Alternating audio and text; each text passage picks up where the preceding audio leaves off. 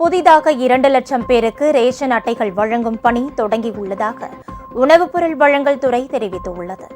நாடாளுமன்ற தேர்தல் நடத்தை விதிமுறைகள் அமலில் இருந்ததால் புதிதாக ரேஷன் அட்டைகள் கோரி விண்ணப்பம் செய்தவர்களுக்கு அவற்றை வழங்க முடியாத நிலை இருந்து வந்தது. இந்நிலையில் கடந்த 6ஆம் தேதியுடன் நடத்தை விதிமுறைகள் திரும்பப் பெறப்பட்டதால் மீண்டும் புதிய ரேஷன் அட்டைகள் வழங்கப்பட உள்ளன.